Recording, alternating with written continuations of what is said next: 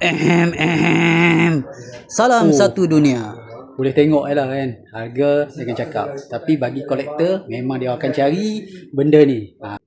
Kasut bermacam kasut, ada kasut tinggi, kasut rendah, macam-macam pilihan ada. Harga pula bermula dari ratus-ratus hingga ke ribu-riban. Apa-apa pun kena mai tengok dulu baru puas hati bro. Google je Ayu Asia Sungai Buloh. Apa ditunggu lagi tu? Moh leh. Datang dengan niat, balik dengan bergaya. Ada sesuatu yang menarik tu. Kan dah kabur. Inilah dia. Memang sesuai bergaya high cut dengan motor ni.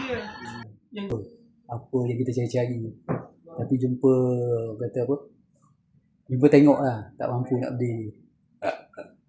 Okey, kepada sesiapa yang berminat dengan jenama Red Wing, datanglah ke sini. Ayu Asia di Sungai Buloh.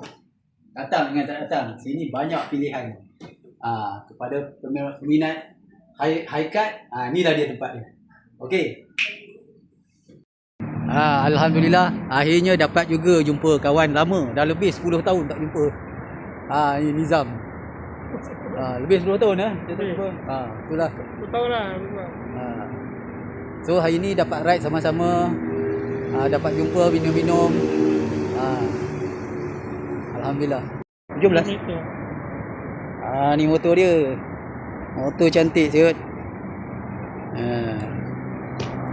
Hampir sama.